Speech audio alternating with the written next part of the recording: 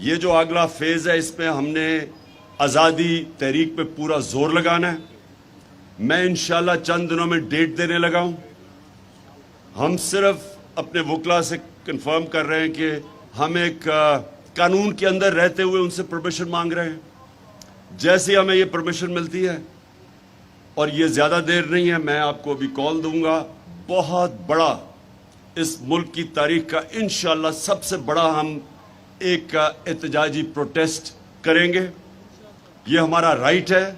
ہم ساروں میں نے تنظیموں کو کہا ہوا کہ اس کی تیاری رکھیں. ہم انشاءاللہ جیسے ہمارا کلیئر ہوتا ہے، ابھی سپریم کورٹ کا سے جو کلیئر کرتے ہیں، کیونکہ ہم سپریم کورٹ میں گئے ہوئے ہیں، جیسے کلیئر ہوتا ہے میں آپ کو ڈیٹ دوں گا.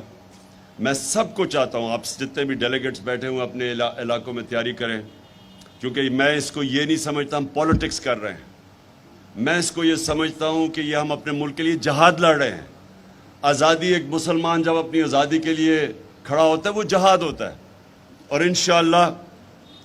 انشاءاللہ میں جب آپ کو ڈیٹ دوں گا آپ کی سب کی تیاری ہونی چاہیے.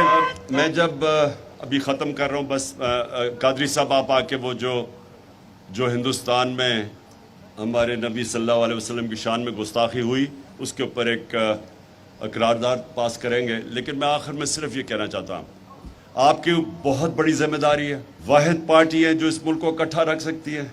سارا سٹیٹس کو چوروں کا اکٹھا ہو گیا آپ کے خلاف، اور عوام آپ کے ساتھ آ کے کھڑی ہوگی. اور یہ جو عوام آپ کے ساتھ کھڑی ہوئی ہے، یہ کبھی کبھی ملک کی تاریخ میں اس طرح قوم کھڑی ہو جاتی ہے ایک پارٹی کے پیچھے. یہ بھی ہمارے اوپر ذمہ داری ہے. اور انشاءاللہ میرا یہ ایمان ہے کہ آنے والے دنوں میں ہم ہی وہ پارٹی بنیں گے جو اس ملک کو حقیقی آزادی اور حقیقی جمہوریت کی طرف لے کے جائیں گے.